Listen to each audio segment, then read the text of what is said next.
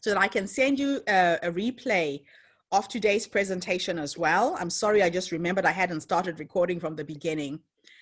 So let's go into the TED application. TED will ask you the general things, your name, your date of birth. They will ask you for your online presence. And this goes back to what I was talking about with regards to branding.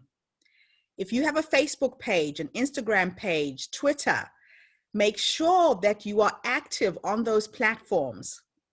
Don't send them a link to a Facebook page where you last posted 3 years ago. What TED organizers are looking for is how you are engaging with people online. So your online presence is almost like a resume these days. If you're looking for a job, the first place they go to is Facebook. They want to know what you're up to. They want to know that you're embodying your message and that idea that you have worth spreading. So be very deliberate. Don't give them a link to an online presence where you are not actively involved. The next thing they'll ask for is all of the links to your websites. They'll ask for your company name or organization. If you're an individual and you don't own a company, I recommend that you put the links to companies that you are involved in. It could be a volunteer organization. You could be a member of Rotary or Lions Club. Every single organization you're involved in, make sure that you add those to the list of companies if you don't own your own companies. They'll ask you for photographs. A lot of people make a mistake and they send one photo when they apply for a TED event. I recommend that you have a whole lot of photos in a Google Drive and send them a link so they can pick a photo themselves. There could be one photo in your collection of photographs that appeals to the speaker, the organizers, that you could miss. So make sure that whatever photos you share are different. Show them, give them photographs of you speaking. Give them professional headshots. Really invest in professionally taken photos that are clear, without a background, on a plain wall. That's really important. Those are the little things that TED organizers look at when they're choosing a photo. When you're pitching yourself to TED, do your research. A lot of people apply to TED events and they're turned down. And most of the times it's not because your content is bad.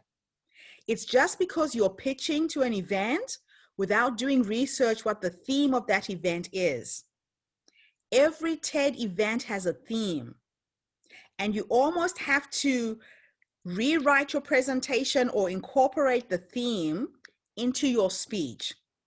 So I have done 3 TED Talks in 3 different locations, one in Auckland, one in Wellington, one in upstate New York. I was speaking on the same subject. I talk about the Ubuntu philosophy. But what I've done is I've learned to talk about the Ubuntu philosophy from different perspectives.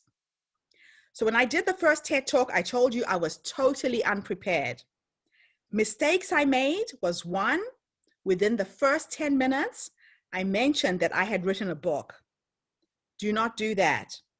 It comes off as if you're trying to sell your book. If people are interested in your books and your content, they will Google you if you've made a good impression.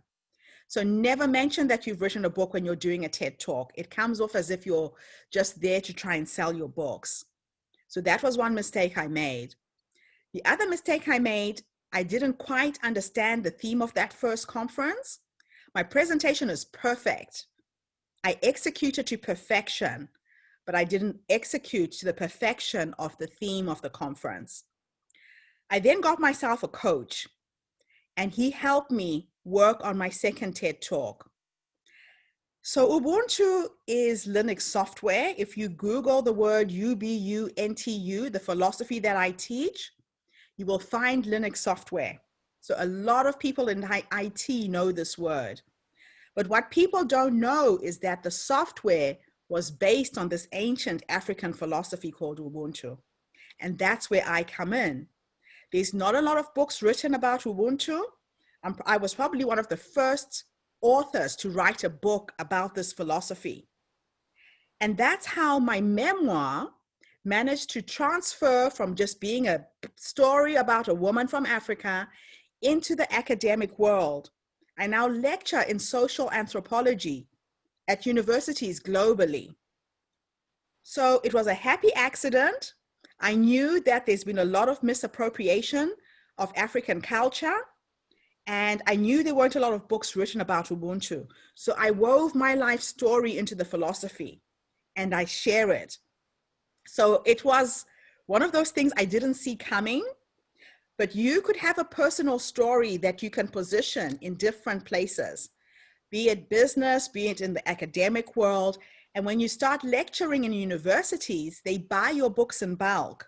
They aren't going to buy one copy. They buy hundreds of copies for their students.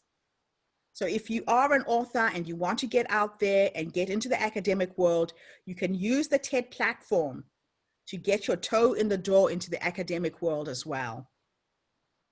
So let's now go into the other things that TED will look for. They will look for videos of you online speaking. They ask you to give them links to all of your speaking videos. So if you haven't been doing this already, you need to start curating your own content. If you're going to an event, take your cell phone. If you're there alone, talk to the person who's sitting in the front row before the event starts. Ask them to record you speaking. You do this for a number of reasons. Most event organizers will give you links to the videos 2-3 months after the event. If they decide to take it down, you have no control. But if you curate your own videos and you create your own YouTube channel, people can find you. They can see you online speaking. So a speaker needs to speak. You have to be seen practicing your craft. And it doesn't matter how bad the quality of the video is. It just represents that you are on stage, you embody your message, and make sure that you are talking around the same subject matter. So I talk about Ubuntu in leadership. I talk about Ubuntu in families. I talk about this African philosophy from so many different perspectives. I get these opportunities all the time because of that. Okay. The next thing they will ask for, of course, is your email, your phone number, your occupation, your bio. Always create 3 bios because some TED organizations want a 50-word bio, others want 150 words, some want 250 words. But make sure that in that bio, you are encapsulating what your message is. That has to be very, very clear. I have a background in business. I have a background in industrial psychology. I have a background in management. I can position myself in a lot of places. You don't want to be a one-horse pony in terms of your content. So make sure that if you're presenting, you have multiple facets to your presentations. The more versatile you are in terms of your speaking, the more likely you are to be invited to speak because they know that you can tailor your content to fit the different themes. So make sure that that versatility comes through. So I'm going to pause a little bit before we go into your proposed idea and really do a deep dive. How many of you know who your avatar is? Who is your ideal person when you're speaking, who's going to listen to this idea and spread it? Do you know your avatar? Just type in the chat for me if you do, while I explain who my avatar is and how I decided who my avatar was. So I'm a business coach. I coach women over the age of 50. And I'm very, very deliberate about that. I find that women over the age of 50 have got the stories. They are ready to have their voices be heard. I know that women over the age of 50 are very decisive. And when they commit to doing something, they commit and they execute. Younger women are not quite the same. So please type in the chat. Who is your ideal client, your ideal person that you're speaking to when you are delivering this speech? All of you just type in the chat so I can see if you're clear. This is really important because there is a 33% rule to anything you will do when you are a speaker. Some people say to me, Gertrude, my message is for everyone. It's not. It's not for the general public, and I'll tell you why. They say that 33% of people will love everything you do. They will love you to bits. 33% of people will hate you. And 33% of people are totally indifferent to your message. So if you know who your ideal person is, you tailor your presentation to them so they can hear you. What happens is, if you are a person who is speaking to teenagers, your message is going to be different when you're speaking to somebody who is 65 to 70. Does that make sense? So the more you can narrow your target market, the clearer your message is going to be. You can't speak to everyone. And it doesn't mean that when you're giving a presentation at a TED event, everybody's not going to enjoy it. Yes, they will. But the people who will take action are your target market. They will take your idea and spread it. So be very clear. So thank you for contributing there. Managing directors, 35 to 45 new managers, thank you. Women from 18 to 80. Deanna, that is a bit too broad. Like I said, 18 is young, 80 is very old. Narrow it down a little bit more. 35 to 65, 30 to 60, 25 to 40, that's a good age range. Because the experience of a woman who is younger, she has children, she has a husband, she's going to react differently to somebody who's already retired and taking it easy. And I'll explain why this is important, because every TED Talk needs to have what's called a call to action. And if you're not clear who you're speaking to, your call to action will not be effective. So now let's go back to the application and let's talk about your proposed idea. How many of you know what your proposed idea really is?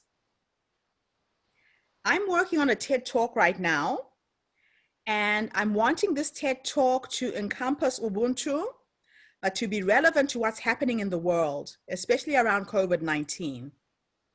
I still don't have a title for it, but my proposed idea for my next TED application is, when we cut our fingers and we start to bleed, our white blood cells will rush to that point to heal it. In a week's time, you can't even see the scar of where you got hurt. So as human beings, we should be responding to each other's problems in the world in the same way that our white blood cells respond to our bodies, swiftly, selfishly, and in unity. Ubuntu is an African ideal that a person is a person through other people. That there is no you, there is no me, there is only we. It's actually our way of explaining the condition of being human. So I try to articulate my idea, and I'm wrapping it into something that is current, something that is going on right now. So that's another thing you can do to make your idea more relevant to that TED event. What's trending? What is happening in the world that you can wrap your idea around? Another little point there. So that's my next TED Talk. They then ask you, why does this idea matter to you, and why are you so passionate about it? I'm passionate about this idea because it's a way of living. I grew up in Zimbabwe, and I saw this philosophy in action. I saw how connected we are in our communities. When I left Africa and I came to the Western world, I was encountered with a lot of loneliness, a lot of sadness, a lot of depression, because people just don't connect. In Africa, you will never sit on a bus and not talk to the person to your left or the person to your right. You will never stand in a bank queue and not say hello and have a conversation. So long as another human being has crossed your path, you connect with them. When I moved to London for the first time, I was 19 years old. And the first time in my life, I lived in a society with people who could not look me in the eye. People looked through me like I didn't exist. I could be at the tube station or the train station and I would say good morning to a random person and they would look at me as if I was crazy. And so I became passionate to show people a different way of being. I'm that crazy woman who will walk into a lift full of 20 people and I'll just start talking and cracking jokes and laughing. And that's just my way of being. And it's a beautiful way of being. And if I can teach that to more people, I think my reason for incarnating in this world and being in this part of the world would be fulfilled. And that's why I'm passionate about my idea word spreading. So how passionate are you about your idea? Do you live it every day? Do you embody it? And how does that come through? So when they go online and they look at your presentations, that's what they're trying to find. How many times have you given presentations in different places around the same idea? Passion is what they're looking for on TED. They then ask you, how is this a new idea? My idea is not new. It is an ancient African philosophy that I am bringing to the mainstream. So you could have an idea that you have seen before, that you like, somebody else has done it and you are redoing it and you're resharing it. Tell them that. Don't try and pretend that it's yours if it's not. Does that make sense? That's really important. The next question asked on the TED application is, what is your proposed title? Your TED title is similar to a book title. I want to say that again. Your title should be similar to a book title. It has to be something catchy, something interesting, something that pulls me in. So I want to know more about what you're talking about. Now, I haven't come up with a title for my next TED Talk. I'm still struggling with it. The title I currently have is, maybe you guys could help me with this. Imagine for a moment if we could solve the world's problems like our blood heals wounds. I know it's way too wordy. When I did my second TED Talk, I came up with a really creative title. Because Ubuntu is a piece of software, I used IT jargon for my second TED Talk. So the first TED Talk is called Born on the Continent Ubuntu, which is the title of my first book. My second TED Talk is called Ubuntu 2.0, Humanity's Operating System. So Ubuntu is an operating system. It's a Linux operating system. And I'm saying that Ubuntu, explained from me as my philosophy, is humanity's operating system. So you can get really creative when you're creating your title. There is a man by the name of Seth Godin. You must all Google Seth Godin. Seth is a marketing genius who writes the most unusual books. And everything he teaches is about marketing and how to stand out in terms of marketing. He wrote a book called The Purple Cow. And this is a book about standing out. And on the front cover of this book is a purple cow with white and purple spots. When you listen to the title, it doesn't make any sense. It doesn't describe what he's talking about. Subtitle then explains what it is about. So Seth uses what's called disruptive marketing. So you could come up with a really quirky title that doesn't mean anything. And then you explain it with a subtitle. So they say that the title is a noun. The subtitle are the verbs that describe the noun. So if somebody was to go into Google and they find my TED Talk, the word philosophy should be in that title somewhere, because I'm talking about an African philosophy. So in crafting your idea's title, Make sure that you have the verbs that somebody's going to type into Google to find you. That's what makes your videos go viral, when people start searching for your content. So really take time to learn how to articulate a good title. They then ask you what the outline of your presentation is going to be. They want to know what you're going to say in the beginning, what you're going to say in the middle, and what you're going to say at the end. So I'll share my screen so you can understand how to break down a really good TED Talk and how to structure it and put it all together.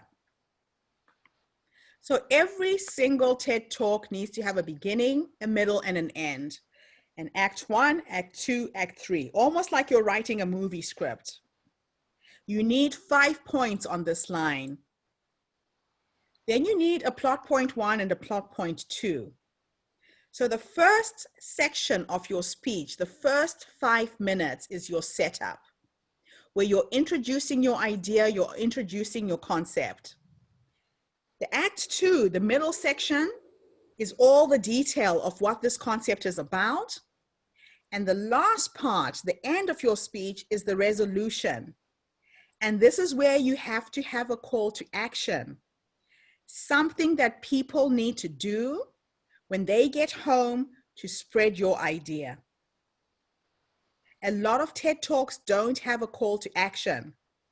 So when I did my second TED Talk, and I do encourage you to go online and find all 3 of my talks, I will send you all of the links through the replay as well. I said to people at the end, to install this humanities operating system is very simple. You put your family first, your community next. If you have something to spare, do something to make a difference somewhere else in the world.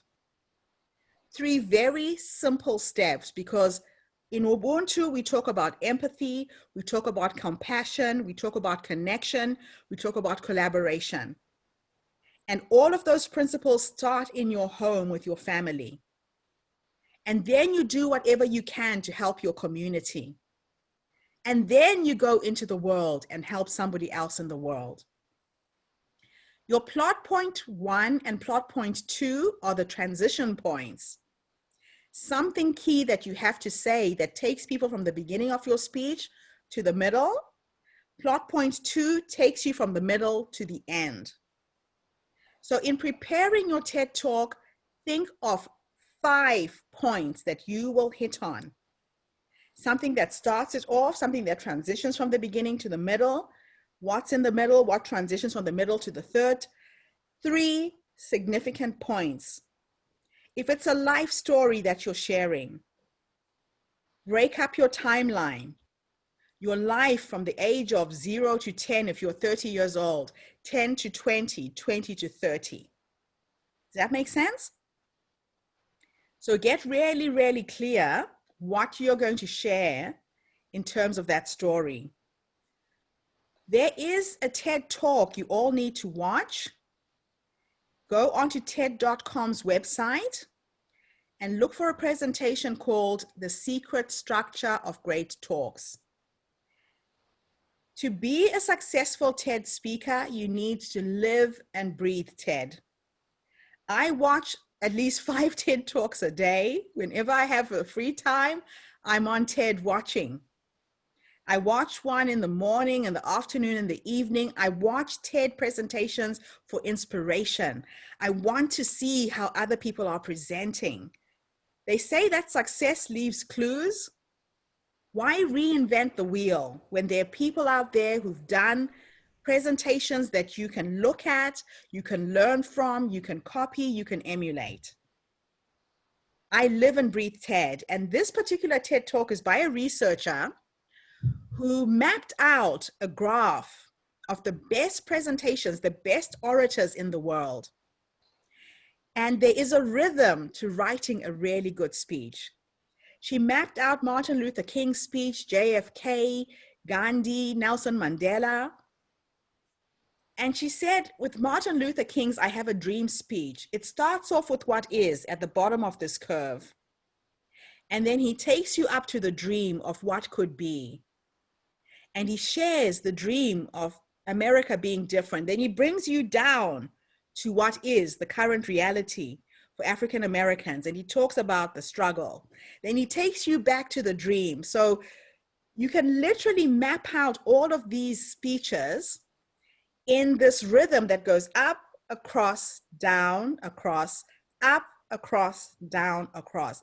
And you can do the same with your speech. They say that you have to take people through a roller coaster ride of emotions. You have to make people feel something when you speak. You have to make them laugh. You have to make them cry. You have to make them feel. And that is the language of humans. You can go to Toastmasters and be trained to be technically perfect in how you present, and you will fail to engage with your audience. A lot of speakers articulate beautifully, but they fail to get through to people because they're up here in their heads, they're not down in their hearts, they're trying to remember the things that they have decided to present at this presentation. And that's what speaking from the heart is all about. I help people drop from their heads to their hearts.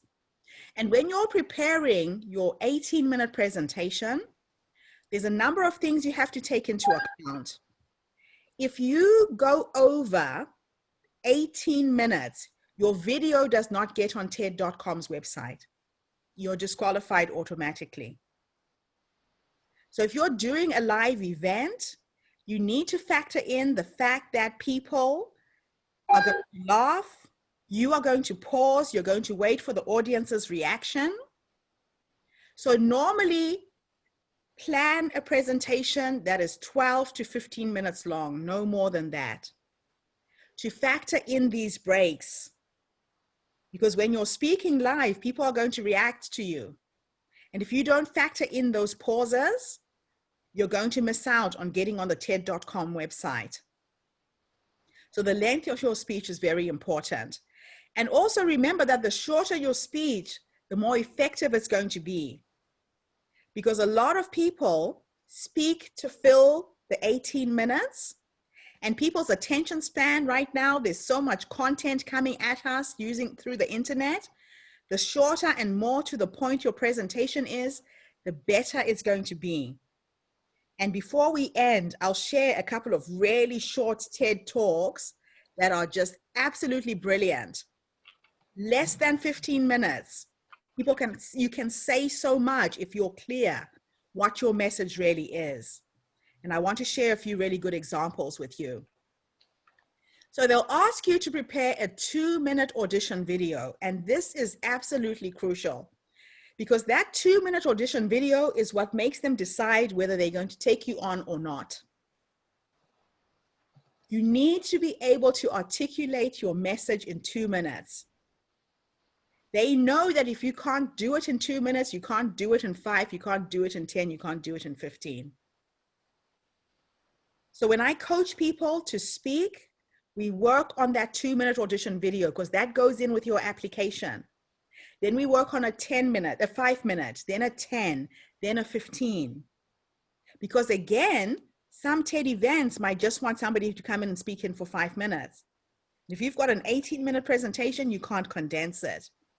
So it's a really good skill to learn, to chunk it down. Do it in 2 minutes.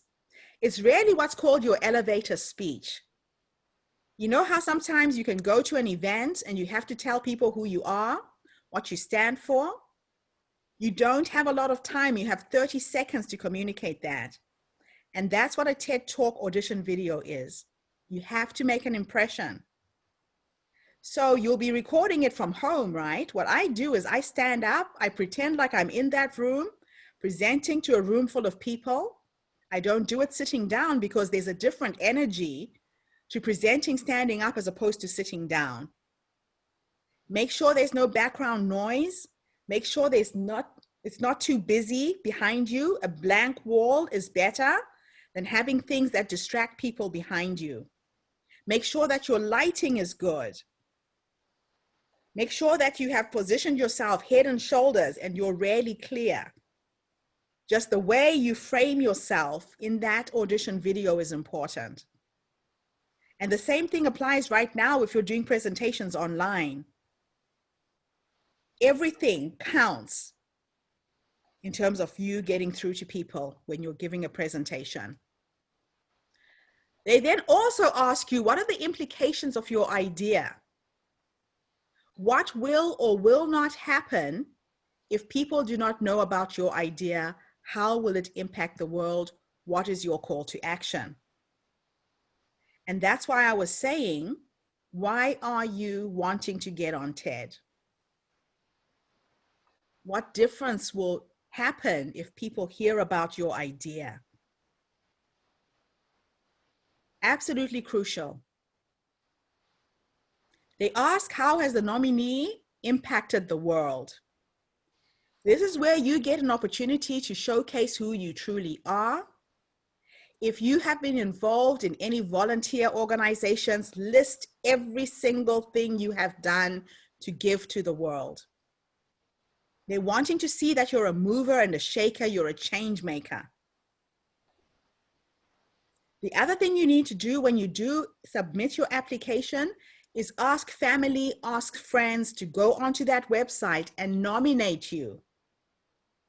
You want other people vouching for you as well. So don't just put in your application on your own. Get other people who've heard you speak, who've invited you to come to events. Send them the link to where you applied and say, look, I've applied for a TED Talk. Can you please go in there and nominate me? The more nominations that come in, the more likely you are to get onto that stage.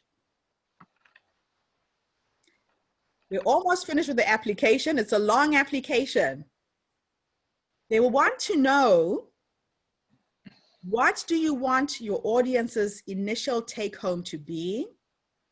Or how will you impact your audience?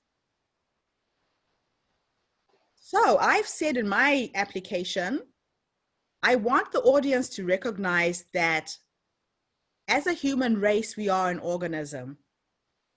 I want them to feel empowered to practice empathy and compassion on a daily basis, because for the survival of the human race, we need to go back and reconnect, empathize, and care for each other.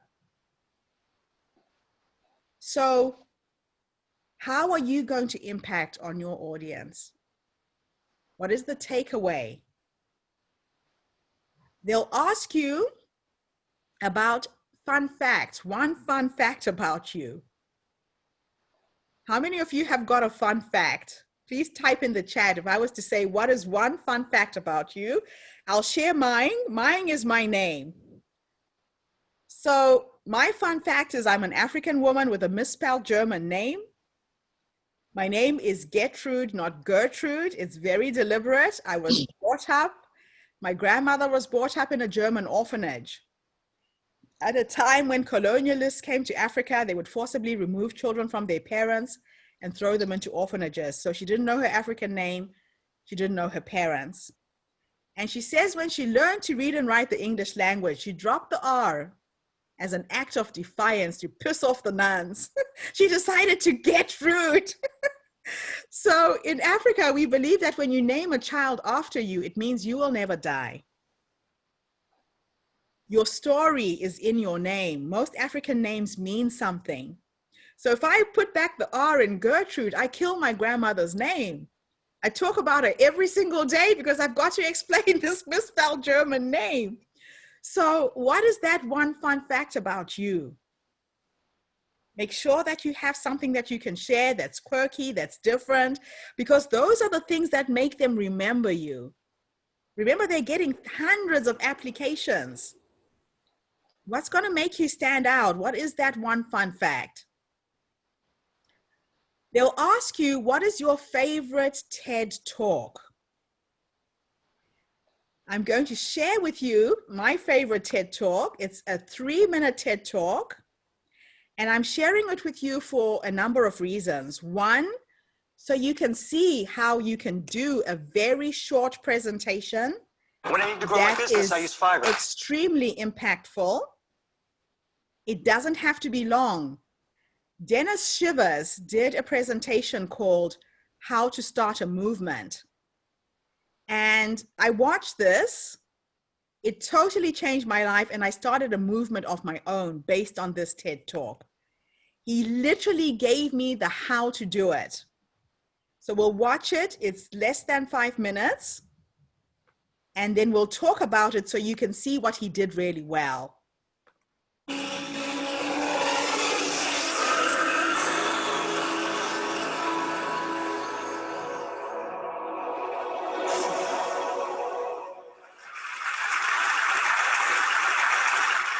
So ladies and gentlemen, at TED, we talk a lot about leadership and how to make a movement. So let's watch a movement happen, start to finish, in under 3 minutes and dissect some lessons from it. First, of course, you know, a leader needs the guts to stand out and be ridiculed. But what he's doing is so easy to follow. So here's his first follower with a crucial role. He's going to show everyone else how to follow. Now notice that the leader embraces him as an equal. So now it's not about the leader anymore, it's about them, plural. Now there he is calling to his friends. Now if you notice that the first follower is actually an underestimated form of leadership in itself. It takes guts to stand out like that. The first follower is what transforms a lone nut into a leader.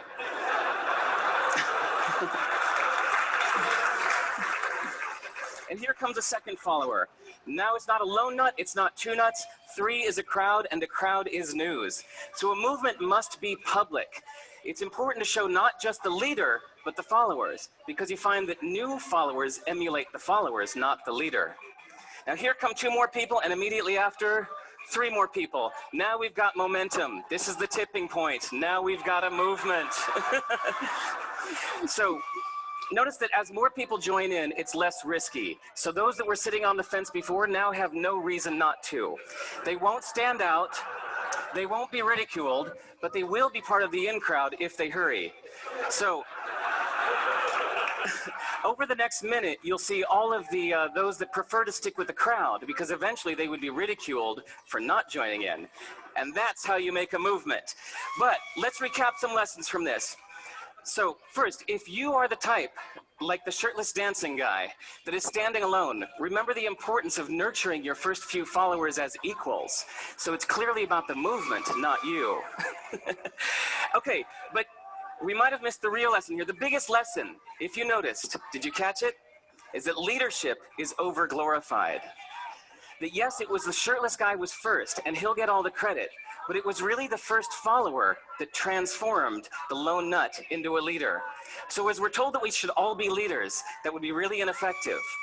If you really care about starting a movement, have the courage to follow and show others how to follow. And when you find a lone nut doing something great, have the guts to be the first one to stand up and join in. And what a perfect place to do that at TED. Thanks.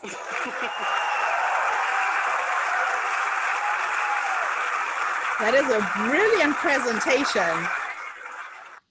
Absolutely brilliant. And I love it because I immediately watched this and I started my own movement. So I've just created a platform called Her Story, Women's Global Empowerment Conference.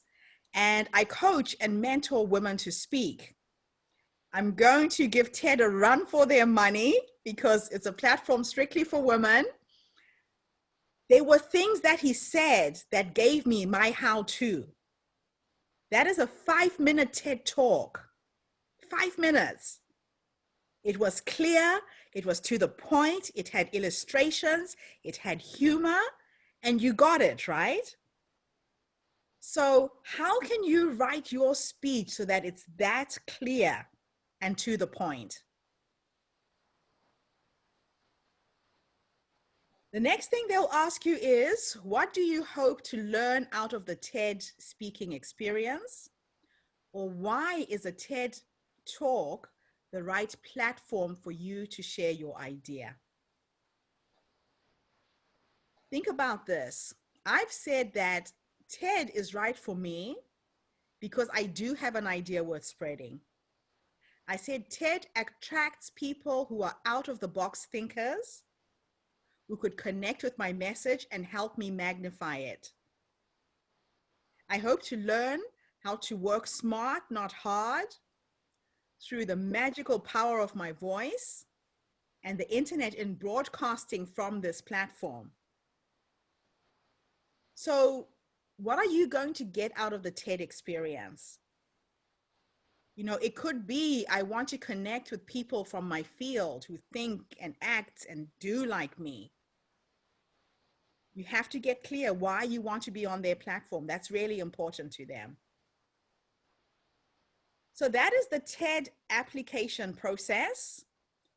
It is an amazing, amazing platform to be.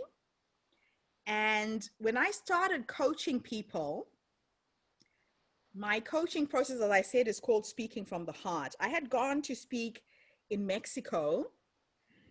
It was an audience of 3,000 people. They flew me all the way from New Zealand. And Spanish and my mother tongue, Shona, phonetically sound very similar. So I got a friend to translate my presentation, just the first paragraph from English into Spanish. And I got up on stage and gave my presentation, and everything that could go wrong went wrong. I just managed to say the first paragraph, and then the PowerPoint failed. So technology didn't work. Be prepared to speak without aids. More and more, TED is encouraging people to present without PowerPoint. Are you able to do that? I was very lucky because I closed my eyes and I'm in front of 3,000 people, and a voice in my head guided me to take off my shoes, to be grounded, and to speak from the heart. And I delivered the best presentation I have ever given. I remember people coming up to me afterwards and asking me to sign the books that I was selling with quotes of things I had said, and I could not remember what I said. So now when I prepare to speak, my PowerPoint has just got pictures that guide me through my story.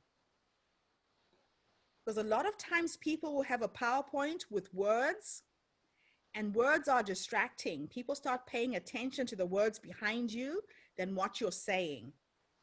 So I use pictures to guide me through the story. And on any given day, I cannot tell you what's going to come out of my mouth.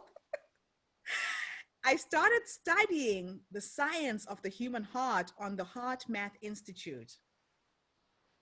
Did you know that your heart has got a magnetic field? And I'll show you this diagram. I'll share my screen again. What's going wrong here? Share screen. So they have found that the human heart has got a magnetic field that spans the length of your arms. And we are giving out this vibration. You can go onto this website, the HeartMath Institute. It is fascinating what happens when you learn how to use your heart to speak. I've got to a point now where I can actually see the energy of my voice and my speaking going out into the audience. I can see when the light bulbs come up in people's eyes when they get my message. I can feel it even when I'm doing it online. It doesn't even have to be in person. So that's what I do. I coach people to learn how to communicate using the power of their hearts. It is a fascinating process. And at the end of this presentation, I'll let you know all of my coaching programs. And if any of you are interested, I'll give you a link to a feedback form that you can fill in. But I want to open up now before we end with one last thing. I'm going to introduce you to my avatar. Remember how I said that my ideal client came to me and gave me this testimonial when I discovered that women over the age of 50 were the people I wanted to work with. I had met a woman from Australia. She was based in Brisbane. Tuva Vine was, I think, 72. She had left Australia after a divorce, sold everything she owned, and moved to China to teach English in China. And she asked me to help her write her book. I helped her with the branding, so everything was very Chinese. Her logo is her name written in Mandarin Chinese. And these were her branding colors. So when you are branding yourself, it's not just the fonts you have to think about. It's your logo, it's your brand patterns, and it's those colors and fonts that help you put it all together.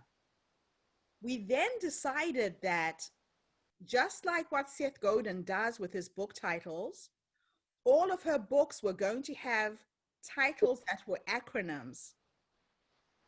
We ended up writing 3 books for her. I actually ghost wrote these books. So I'm a ghostwriter, and I have a publishing company here in New Zealand.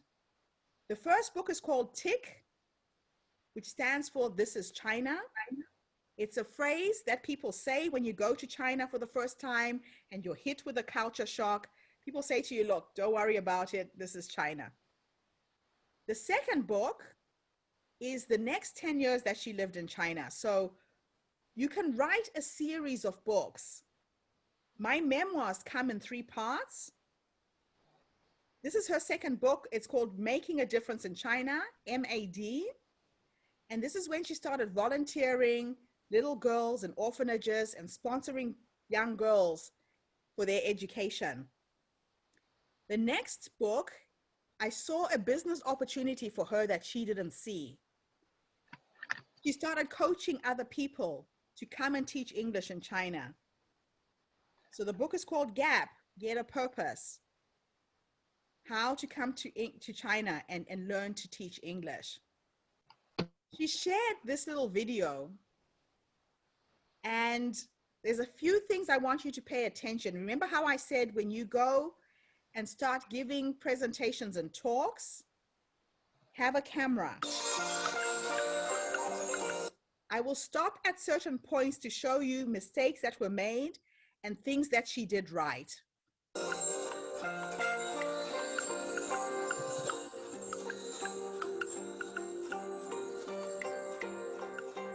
Have you ever dreamt of having great adventures, traveling to exotic places, and making a real difference in people's lives? The 18th, 2003, having coffee with a friend at Arona's coffee shop in the Queen Street Mall. And I was sharing with her my uninterest in life. In fact, I was complaining. And she listened patiently, and then she said 9 words that would change my life forever. She said, why don't you go to China to teach English? Bang.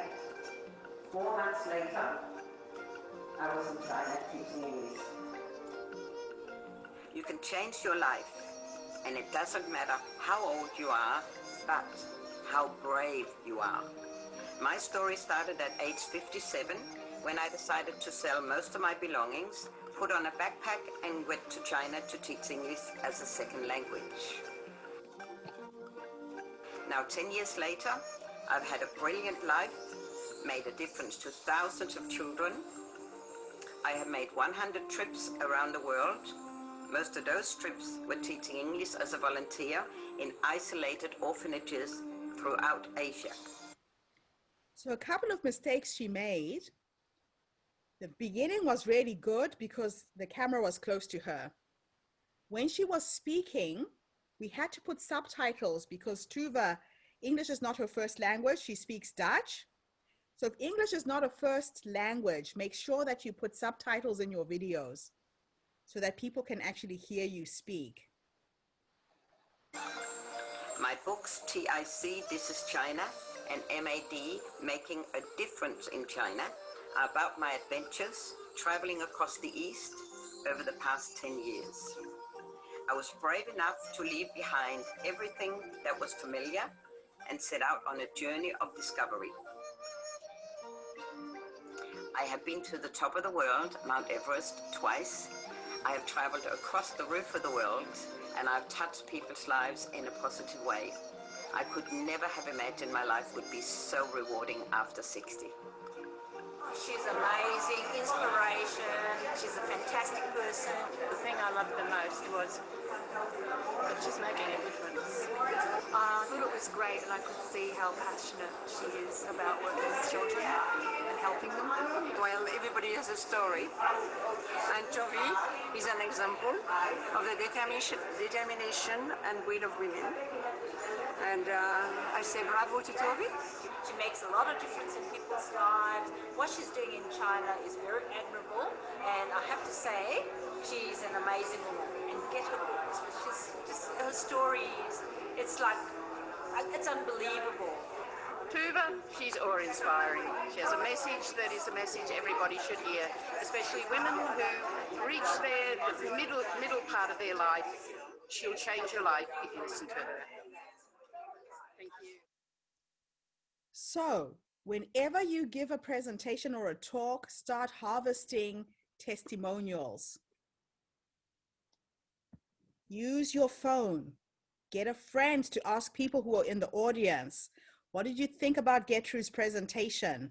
What did you take home? You need to have those on your website. You need to have those on your YouTube channel. Have other people be your advocates and promote you. And don't wait to get the testimonial a week after an event. It's not the same as doing it on the spot, especially if you've really moved people to action. So these are my coaching programs. I'm going to put, first of all, oops, I've put it to one person. Share this in the chat. Speaking from the heart, I have 3 coaching modules. One is just strictly for speakers. The second one is to coach you to speak and to write a book. And the third is to help you create your 6-figure business as a speaker. I've also put a link to a feedback form so that if you want me to connect with you or contact you after this, my team can get in touch with you and we can schedule a 30-minute consultation so I can see how I can help you as well. So let's just unmute now. This is now your time to ask me questions. I hope that the webinar has given you something of value so that this hasn't been a wasted hour of your time on a Sunday afternoon. But please unmute, and I'm just going to go around the room and ask each of you, what did you get out of today? What questions do you have? And we'll start at the top. I can see you up there. So John, would you like to be the first to contribute something? Just a couple of things before we call it a night, because the questions rarely come up at the end. Hi. Yes, I've just unmuted. Look, Thank you very much. I just put in a written note to say thank you for giving me a different perspective. Going back 30 years ago, I was a professional speaker on the international stage, speaking on financial matters, international banking and taxation. And that market really stopped. Very, very big. But my colleague who spoke after me actually got much stronger audience than I did, because I was talking about legal issues and she was speaking about personal issues for financial planners. And she said, I'll never forget what she said, you heard John speak earlier today. John's more intelligent than I am, not by very much. 3,000 people stood in chat. That's wonderful. So you're going. Went down very, very well. That was in Thailand.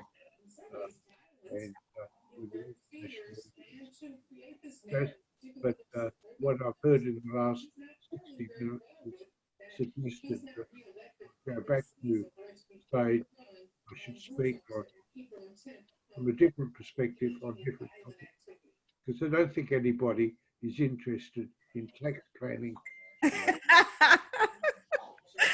Awesome. Thank you, Sir John. Yeah, don't be a one-horse pony. Awesome. I'm glad you got that message. Thank you so much. Amy, you're next. Sorry, I don't really know what to say. I've had a hell of a last year, like probably so many other people, but it's having the courage to actually put myself out there, because I don't have, I have a lot to say, but it's the courage to be able to go out and be able to speak in front of people. What I'm passionate about is people having the courage to be able to speak their truth about what's happened to them in corporate world or in their own lives, to be able to understand that it's okay to be able to speak their truth and be able to just have the courage to do that. So I can't articulate exactly what I feel or anything at the moment, but it's just, yeah, just that. Well, I'll tell you, courage comes with practice. It's practice, practice, practice. There's no other way.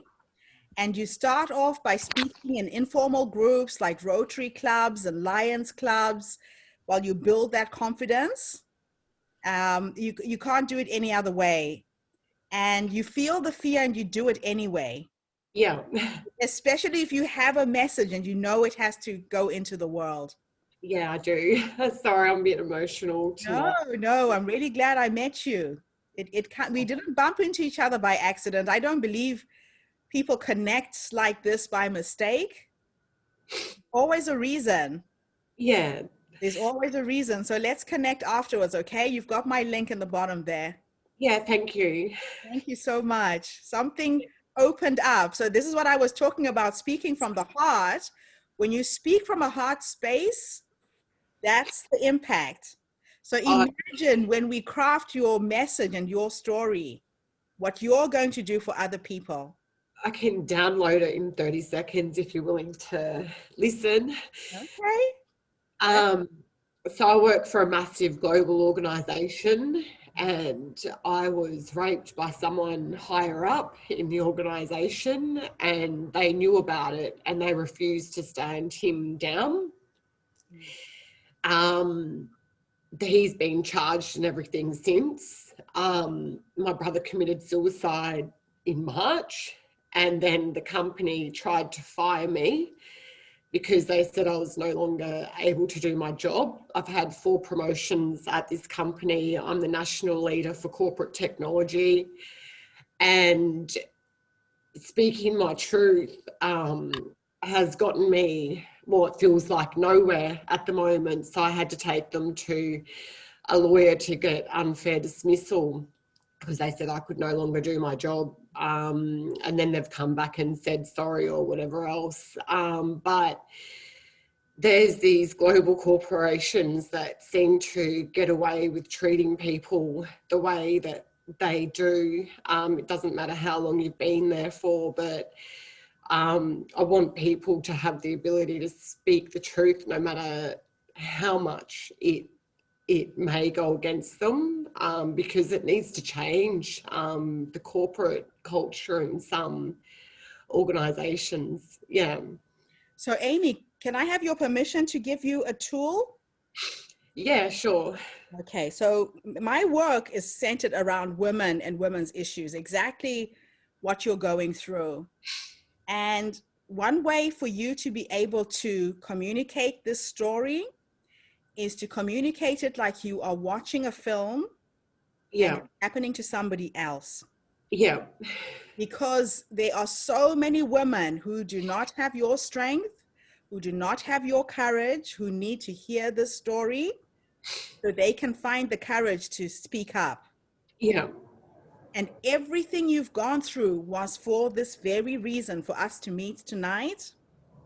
So I can help empower you to get that message out there. Yeah. I'm really sorry for what happened. Yes. But use that Yeah. pain, that is your strength. And people talk about speaking and being vulnerable. Your vulnerability is your strength. I didn't share what I'm personally going through right now because I have another TED Talk I've been working on. Yeah. based on COVID-19. So I lost my dad. He died of a sudden heart attack in Zimbabwe 18 months ago. My mother was very ill at the time. We all thought she was going to die. And then on the 30th of March, I lost my mother-in-law in Poland. 3 weeks later, I lost my mom. And I didn't get to go to her funeral. So I show up and speak. It's been really hard for me to do this work. I actually stopped speaking for almost 3 months. And then I realized that there's so many people like me who have lost loved ones, who are needing to use their voices. I can see somebody who's on the call right now. Terry met me a few weeks ago. I was a mess then when I shared that story. Yes. But I am getting stronger every single day. And I know that my vulnerability is my strength. And that's the same with you. Just hold on to that. Okay? Thank you for sharing. Thank you. Terry, I see you're back. It's lovely to see you on the call. Yes. I'd like to share two very quick experiences. Many years ago, I attended a genocide conference at Macquarie University.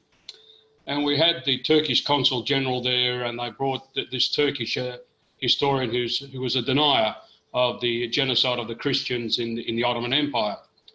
And every time the speakers were presenting their stories, the Turks who were in the audience, they were very provocative. I got so angry, I just got up and waved my finger at them and said, "Your ancestors committed genocide," and they shut up. And I had the Turkish consul came and put his arm around me to say, "Did I really mean?" I said, "You betcha I mean every word that I said." Anyway, fast forward to 2015 in May. I was invited to a conference in New York. And I took the wrong USB. I said, "Oh my God, how am I going to present my 20 minutes talk? Oh boy." So I took a scrap of paper, wrote it out, and I spoke off the cuff. And instead of doing it in 20 minutes, I did it in 19 minutes. And so I can speak off the record. In fact, I've given talks in front of ambassadors and also consul, in front of diplomats. So I feel comfortable talking to people. Thank you, Terry. It's good to see you on the call again. Thank you. Tracy. Hi, how are you, Gertrude? I'm good. Lovely to meet you. An honor for me, and my heart goes out to you. Also to you, Amy. I've sent you a message. I just loved listening to you tonight. Sunday night, I couldn't have a better Sunday night than sitting listening to you talk. I love the timbre of your voice. I love your story. Everything about you very inspiring. I'd like to thank you for that, to coming on tonight, spending your time with us, and your courage and your resilience, I believe, too, that certainly came through in your story. My story is I'm a 2 times whistleblower against pedophilia, corruption, fraud in the Department of Education in Queensland, Australia. I'm the first principal to stand up and out it, and you can imagine what happened to me and my family as a result. I have just written a book and published it called Fearless, Buckle Up, Build Resilience, and the very first chapter details how my son, who's 10 years old, was bashed really badly at the school gate as a payback to me by the parents in the community. And I chose to stand up because my family, especially my children, wanted me to leave a legacy for them with the correct story because of the digital damage that had been done to me. I never had anticipated thinking about a TED Talk, but by golly gosh, I will now. So thank you so much for that. Thank you. Thanks. Thank you, Tracy. Clem, hi. We haven't met. Oh, look, I'm absolutely impressed. I loved your structure. I love the emotional sort of roller coaster thoughts, the bringing of humor. And for me, it's a case of showing, how you can be yourself. I think I've just completed my book. It's called Dare to Be Different, Dare to Be You, because in all my career, I've always been asked, why can't you remain like normal people? And I've said, I don't think I can be normal because normal is mediocre. And look, I really admire the people who have just gone and told their stories. I mean, it's just amazing. And for me, my story is about addressing underemployment and unemployment, because I am so concerned about it in Australia that I decided 7 years ago just to give up my corporate life. And I had a great corporate life, but decided to do something about it, and I come up with a model which I call the earning, learning, and giving model of life, with a focus on giving. That's volunteering, basically 1 day a week. And I call it the 3 + 1 + 1 is equal to 10 model, because 3 days I go to earning, and earning now is on doing, corporate work, but with social and community organizations. Learning, because I'm over 60, I'm now 67. So 7 years ago, I started the company. And I knew that I had to be relevant in this world. And the only way to learn is to go through social media. And you have presented so well. And I've written so much notes. In fact, I was late into this meeting and saying, should I even get on? And I'm so happy I did. And just listening to you has been great. So thank you so much for that. Yeah. So pleasure. I was born in Africa too. I was born in Africa too, by the way. Yes. Oh, which country? I was born in Uganda and lived 18 years of my life there. It was really lovely. And I've got the wild spirit of Africa in me all the time. Wonderful. Lovely to meet you. I will send you the replay. Thank you. Thank you. All right. Take care. Okay. Lourdes, I hope I'm pronouncing your name right. Please correct me if I'm wrong. Yeah. Oh, you pronounce it right. Very right, Gertrude. So first, my sympathy to you for the loss of very important people in your life, to Amy and to the rest of the team. I have this belief that God brings his people together. And I feel that we are a very, very special team right now. Yeah. My story is something that really will resonate, hopefully, with you, Gertrude, because I lost an only child. So just imagine just having an only child and having lost her simply because of medical negligence. So it was the most horrendous thing that happened, because she only had flu, and then the doctors refused to give antibiotics because she was so beautiful and she was taking the stethoscope. She was a normal 2 months and 2 years and 4 months old. It really drove me crazy for a long, long time. I had chronic grief, and it was so difficult. And you know how it is when you are fighting authorities and medical professions, the worst thing that can happen to you. But I don't want to make you all feel that bad, but it was a reality. So actually, with God's help, I was able to, I have to learn counseling to counsel my own self. Mm-hmm. And I have written a book, How to Turn Your Grief into a Gift from Heaven. Oh. So I will be sending you the link for that book. And I feel now that, I was just keeping all this into my heart. And I think with what I'm going through right now, and also what the world is experiencing, we have to move on, and my concept now is a lot of people or a lot of counselors would say, or some people would even say, just forget your grief. We can't. Yeah. So I do believe that we really have to, with the grief in our heart, we can continue to shine. And just imagine, a lot of people are now committing suicide without our knowledge. I'm also feeling for you, Amy, because of the post-traumatic stress that you must be experiencing. I would strongly recommend that you get help as soon as possible, because I am in the mental health profession now, simply because of what had happened to me. And we really need to get help, because I think, and I do believe, that God gave the strongest battle to the strongest soldiers. We might think that we are weak, but God gave us this because he knows he is going to empower all of us. So I think I would really want to thank you all, and you, Gertrude, for, Thank for you. bringing us together. Thank you. But what I find fascinating is that I'm always connected to the right people. So I coach people in groups of 20. I'm actually looking for my next 20 people to coach and mentor right now. And it's really magical how the right people always seem to come at the right time. I had a list of, I think we had 250 people registered for tonight, and about 29, 30 people showed up, and it's the 29, 30 of the right people. So thank you for sharing that. Jennifer, do you want to say a few words? So I'd love you all to meet Jennifer. She is one of my clients. She's from Zimbabwe.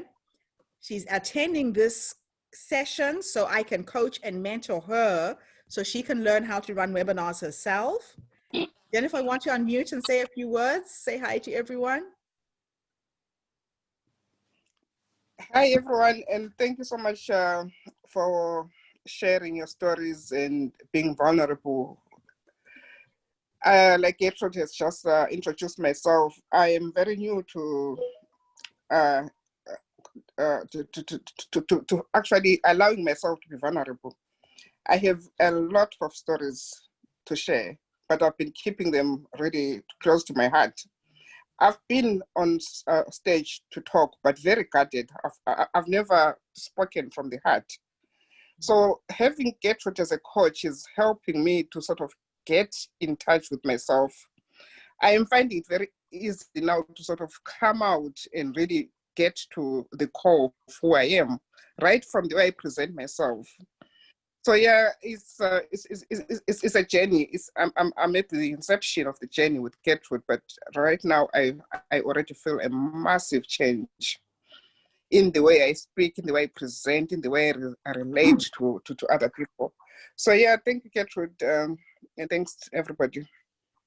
Yeah, and Jennifer is an amazing woman. She got an amazing recognition from the Queen for her work in the UK. So she lives in London. She helps children in foster care, has an incredible, incredible story. She's published a book. So we're hoping that we can help develop her and take her message out into the world. Janie, you're next.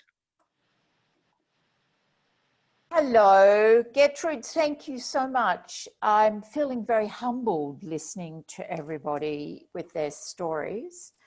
Very humbled indeed. I'm a woman of a certain age. I love, Gertrude, that you're working with women who are over 50. I don't know if Terry's still here, but I'm actually 60, I don't know, 67 or 68, I've forgotten. That's lovely. I still run my life like I'm 40 something, you know. Look, I've been a speaker on and off for a very, very long time. I have seen myself, you know, in my visualization. I know exactly what I'll be wearing on a TED talk. You know, I'm feeling so humbled. You know, the stories. I mean, Amy, your own story, and I can't imagine what it must be like not to have been at your mother's, your father when he passed. I'm a country girl, so I was born and bred in northern New South Wales. I didn't go to school until I was 11. I went to boarding school for the first time. I was taught by correspondence schools. So I arrived at school and I saw a blackboard, a teacher for the first time. I had no idea what school life would be like. I cried myself to sleep for 4 years. And here I am all these years later. I've run 2 businesses. I've survived breast cancer. I've survived massive depression. And I'm now after a very horrible marriage of abuse, and I've come back to Australia and I'm rebuilding my life, every single part of it. And I think my biggest story right now is my rescue dog. He's a chocolate brown Labrador called Casper. I live in a tiny little rural community on the outskirts, and I've always, this is be careful what you think, careful what you wish for, be very careful what you wish for. I wished for a chocolate brown, purebred Labrador that will be a rescue dog. I live in a community, there's less than 1,000 people, probably close to about 800. The chances of that happening would be negligible. Yet, I manifested a chocolate brown purebred Labrador. And he was 4 years old. He'd been neglected and abused. And he has actually taught me more about love and leadership than anything else in my life. Because he was overweight, he scavenged for food. Yet, with love and patience and leadership, i.e., you know, this is the boundary, these are some rules about how you get food and how we eat, and this is how we walk together. He has taught me so much, and I talk about him when I can in talks that I do about crisis leadership, because he was in crisis, I was in crisis. We came together and we built this lovely life together over the last 4 or 5 years. I don't know why I shared that story, but it just sort of came top of mind. And I'm feeling really emotional about talking about him, because I slept on the floor with him 2 weeks ago when he had a dental operation. He came home and he didn't even know where he was. So the only way I could keep him settled was to be beside him. So I slept on the floor beside him that night. You do what it takes to get the outcome you need for those you love. And I hear love from you, Gertrude, enormous love and compassion, as I've heard from nearly everybody on this call. It's very powerful, and I've learned a lot. Thank you. Glad it was worth your while. Thank you so much. So we'll be in touch. The link is in the chat. So if anybody needs to go, the feedback form, if you fill that out, my team are ready to give you a call. Just fill that in for me. We'll go on to Virginia. Thank you, Janine, for sharing. Who can we count on next? Let's say Tracy. Tracy, can you come on? Say hello so we can see you. We have Tracy, Virginia, and Sharon. Unmute. Should I speak? Yes, please, Virginia. Hi everyone. Hello. Really, I was very inspired by your whole presentation. You're down to earth, and you're speaking from the heart, which I love. And all the inspirational stories I heard from everyone. I don't really have a big story to tell. I just want to write a book about relationships. I've seen a lot of my friends getting divorced and hear about these stories. And I would like to write a book. If I can get some interviews. What is the secret of people being together for a long time? And also, what are the reasons for the separation and the divorce? I myself am blessed because I've been married for a long time. So I was going to do it for men and women, but I think it's better that I start for women because I can relate to that. Yeah. I've been married for 41 years. So I think I have something to contribute a little bit. Awesome, awesome, awesome. No, we can definitely help you get a book out. So a lot of marriages are collapsing, you're right. That's right. So that's the impact I want to spread, you know. Okay. Okay, thank you very much. Thank you so much. Thank you. All right, Sharon. I was just about to leave, but I'll quickly say hi, and I'm not going to put myself on screen because I'm in my pajamas. That's okay. No problem. I'm on pajamas. And I'm in Melbourne, so we're in strict lockdown here, so I feel as though I'm not even wearing clothes that are in fashion anymore. We've been in lockdown for so long. But I just want to, shout out to all the amazing women and men and the stories that I've been hearing, also authentic and real. Gertrude, making sure I say your name correctly, really authentic and very generous. Thank you so much for being so generous. A pleasure. I am currently writing a book, a novel. It's called Mother's Secret. And I'm a 53-year-old woman, a child of trauma and now I'm a career woman, and somewhere in between I was a heroin addict for probably about 20 years. And during that time, my 8-year-old daughter, Montana, asked me, "Mummy, do you have a secret?"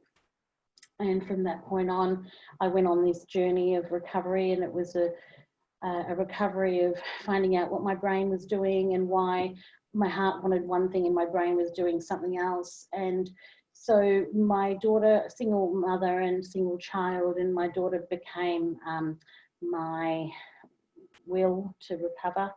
And I was very poor and she was very poor, and this one line, "Mummy, do you have a secret?" catapulted me to recovery, to get on my knees and look up to the sky and say, "I need help, can somebody help me?" And I think by surrendering like that, I just was shown the way, a little bit like what you said with the, you know, the injury and how all the blood rushes to the injury. I kind of felt like,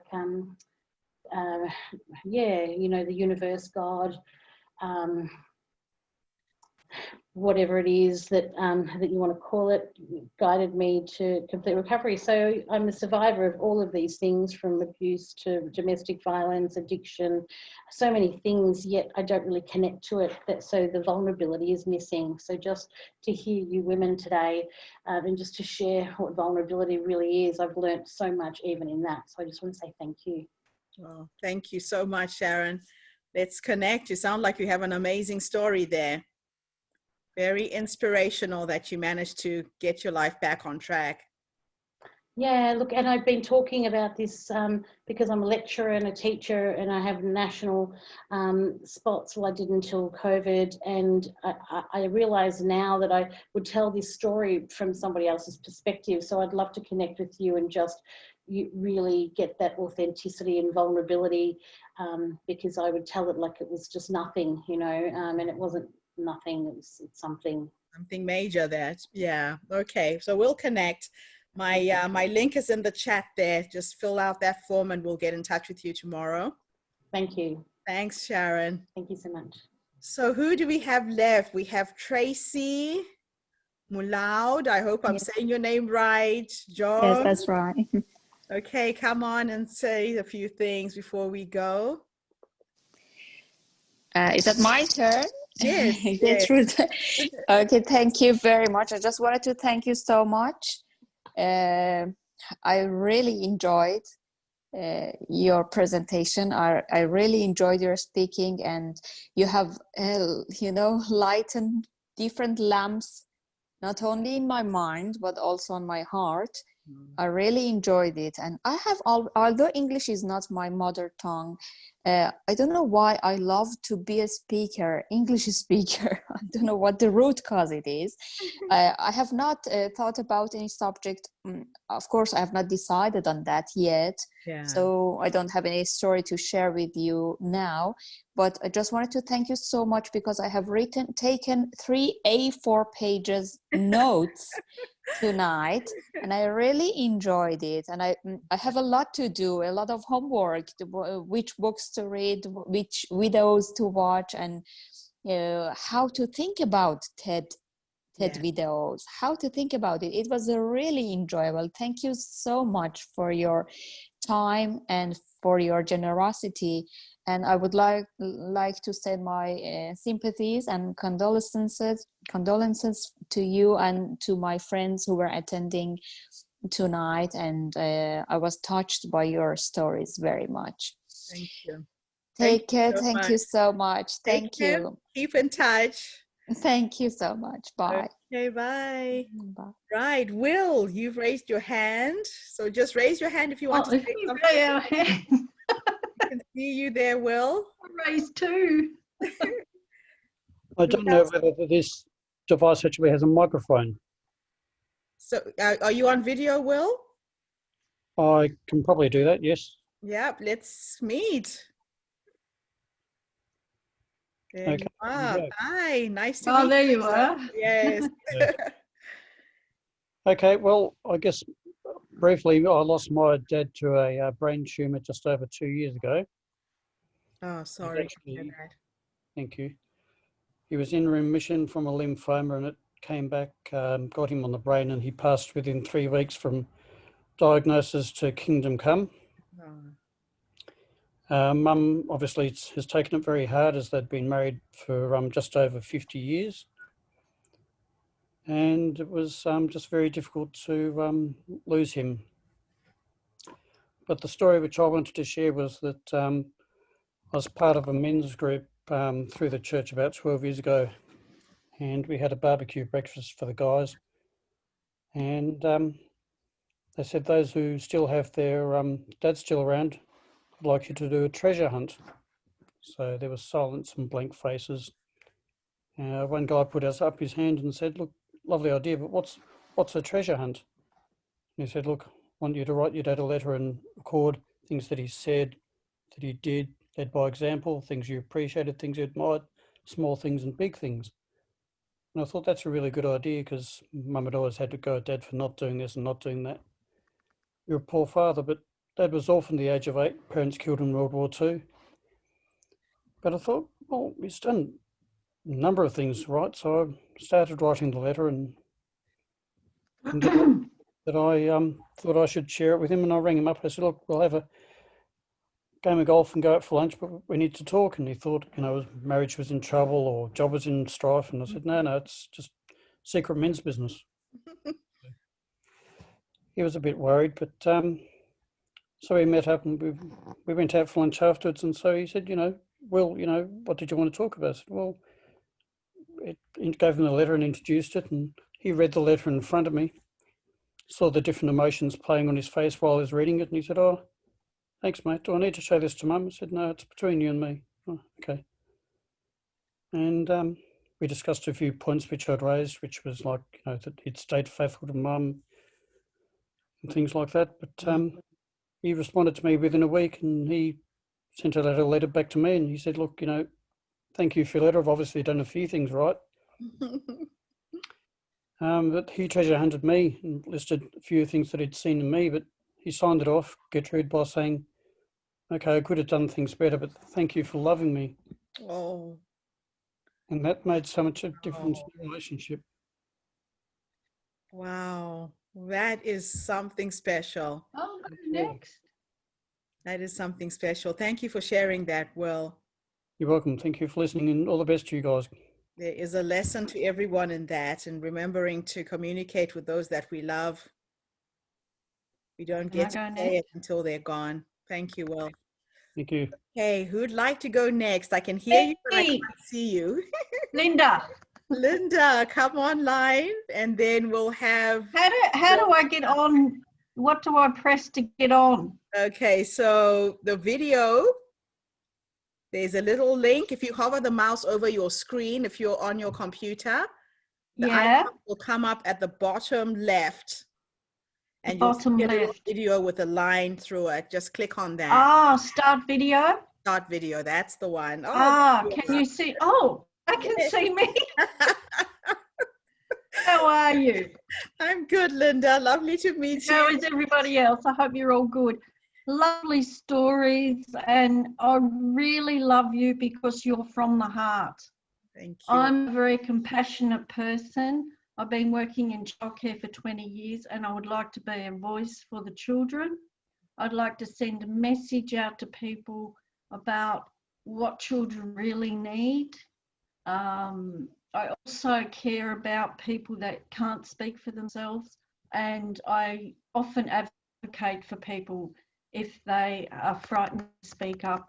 I've done a few petitions on that for people, and my son's gone through a breakup and can't see his children. So I really like to advocate for people, and I always voice my voice online about people that are, need help, and they need voices. Some people can't speak up for themselves. That's true. And I think it is good to be able to help somebody, help people. Fantastic. Yeah. And the stories are just lovely, and I'd love to give you a big hug about your losses. Thank you. And you're such a beautiful person. Thank you. I feel it. Thank you. Thanks so much, Linda. Joanna. Hello. Hi. Oh, thank you. Sorry, I don't know how to, I'm on my phone and I don't know how to change it onto my photo. I Have tried you got to. a video? I do, but I when I press it, Has it got a red strike through it? yes, Press it. Press on it. I did, and it doesn't take it away. That's okay, Joanna. Let's just share what you would like to share before we end. Look, first of all, I just want to thank you so much for your generosity and your beautiful energy. I loved every word you said, and I loved the way you speak from your heart. Really touched my heart, and I'm also really humbled by everyone's stories. Look, I'm actually just begun writing a book about I'm still struggling a little bit on exactly who my avatar is, because as I'm starting to write the story, it's like more layers are coming of it, and it's so really the bulk of the story is I was married for nearly 30 years and my marriage ended 4 years ago, but it was really my beginning of my spiritual awakening, which sort of started about 15 years ago. And it was it was the dark night of the souls I've been through, really. And then when I finally left my husband, I started studying shamanic journeying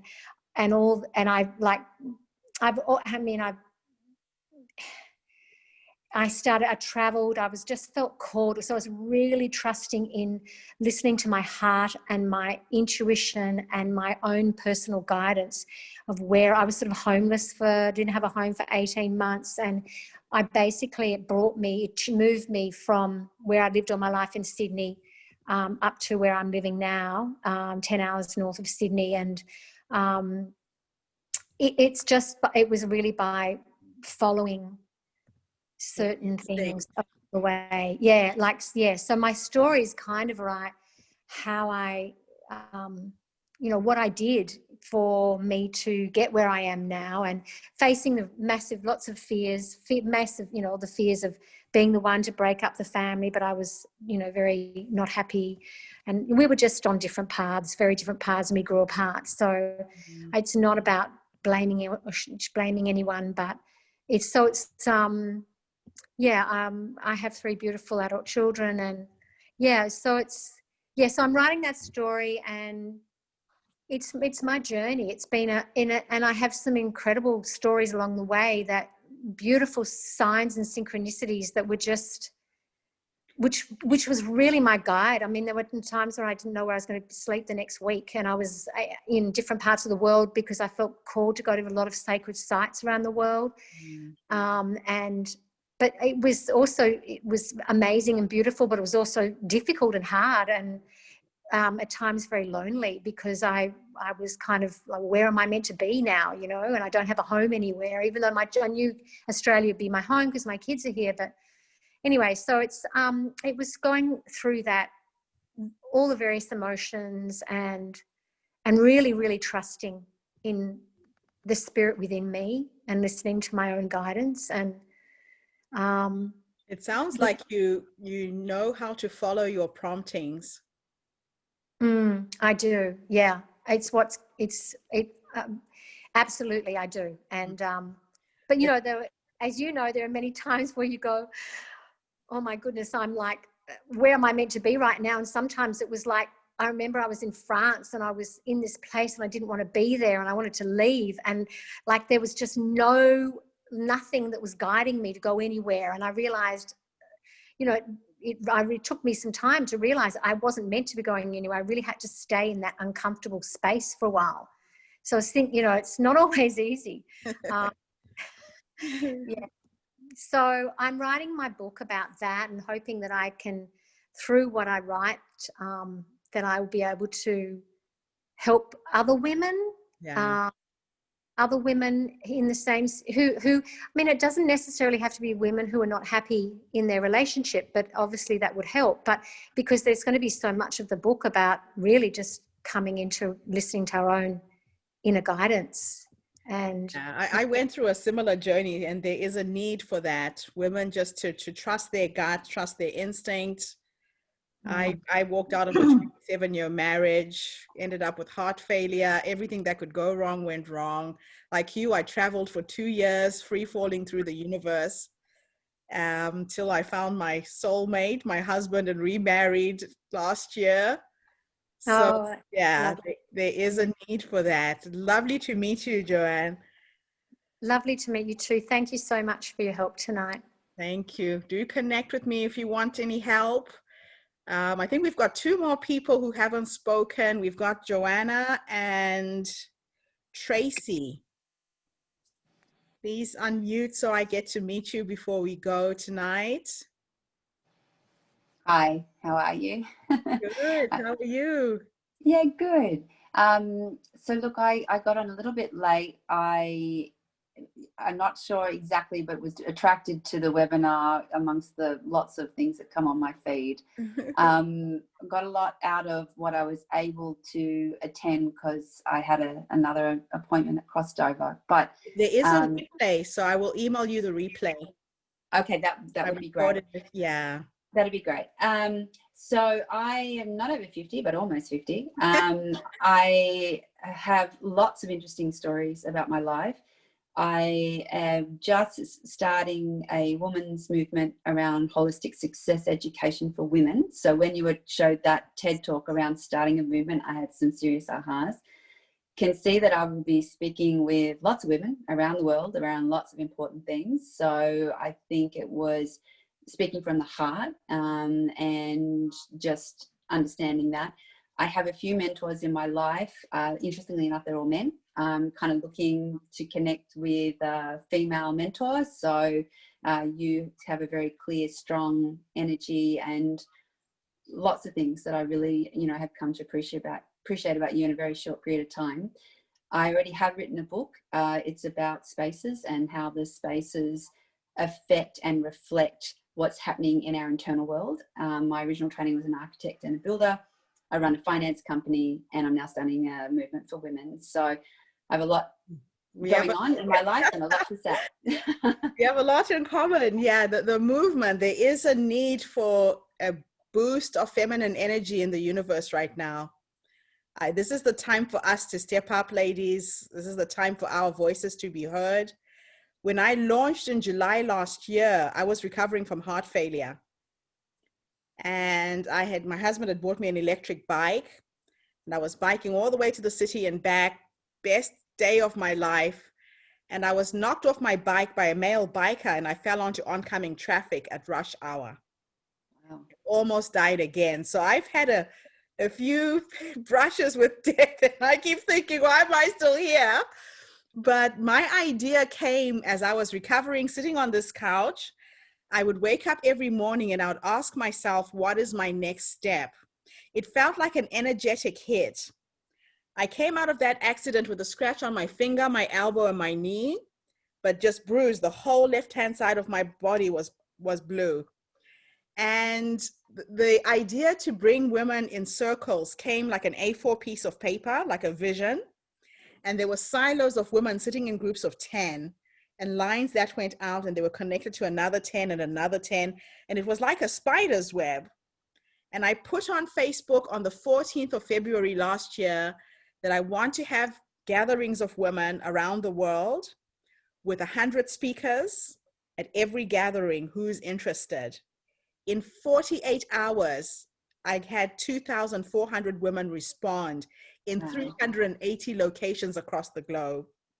Wow. So I started in Las Vegas, had a conference in Las Vegas, had one in Wellington and Sydney. Beginning of the year, I went to Norway, I went to London, I went to New York, and then COVID-19 caught up with me. I had to cancel 15 events, but we need to talk. I would love to do that. The reason why you're on this call, please just fill out that form, and I'll schedule to catch up with you this week. Sounds great. Thank you. Thank you for what you're doing. Lovely to meet you. What just came to me was if your bruises were on the left side of your body, then that was about you releasing the past. I had an energy master who I worked with once who explained that sometimes when you have physical injuries, it's the energy leaving the body. And so the left is the past, the right was the future. So clearly whatever it was, maybe it was genetic or historical, just needed to leave your being for this new energy to come in. So that was just what came through when you were telling me that story. Thank you for sharing that. You're There's welcome. a lot of huge shifts, massive Absolutely. shifts. Look forward to speaking with you. I look forward to talking to you this week. Thank you. Take care. Bye-bye. Thank you. Last but not least, Tracy, thank you for your patience. You've been sitting there quietly. Tracy, you've already said something, so that's everybody. Ah, good. Thank you, everyone. This has been an absolutely phenomenal evening. It's really been an honor to meet you guys. Let's create some magic. Like I said, there are no coincidences. There's a reason why we bump into each other in these virtual spaces, physical spaces. But I can feel some magic tonight. I don't know if you guys feel it, but I definitely feel the magic, and I'm looking forward to connecting with you one-on-one. So if you filled out the form, my virtual assistants will get in touch and we'll schedule to catch up with you. And Amy, just hold on to the vision of why this happened and what you're going to do with it. It's gonna be amazing. You know, my grandmother used to say that when you hit rock bottom, get excited. Hold on to your seatbelt, baby, because the only way from here is up. And it's gonna be such a roller coaster ride. You'll look back a year, 10 years from now, and you and I will be sitting in my lounge having a glass of wine and we'll be laughing. It's gonna be phenomenal. Thank you. I'm a positive person, so that's what I keep. Grateful, positivity, thankfulness, appreciation. Hold on to that. Gratitude is everything. Yeah. Thank you, ladies. Have a fantastic weekend, what's left of it, and I will reconnect with you guys next week. Thank you. Wonderful to have met you all. Bye. Bye. Bye. Bye.